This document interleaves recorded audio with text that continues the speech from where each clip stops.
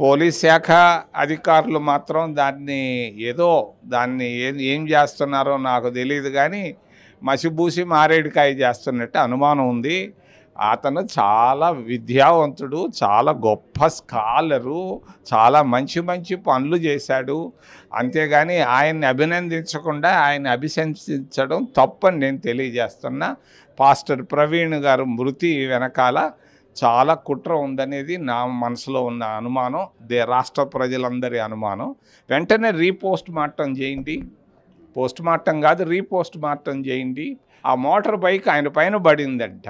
ఎట్టబడుతుంది driving చేస్తుంటే motor bike ఎట్టబడుతుంది? యాడ్నో తాగాడనంటే వాడు 10,000 కోట్ల రూపాయల ఆస్తిపరుడు అతను.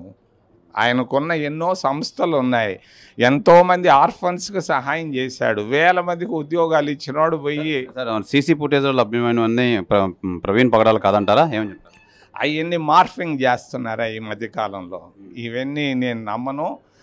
ప్రవీణ్ ఆ పాస్టర్ గారిది సమగ్రమైనటువంటి విచారణ జరగాలి, రీపోస్ట్ మార్టం కూడా జరగాలి నేను డిమాండ్ చేస్తాను.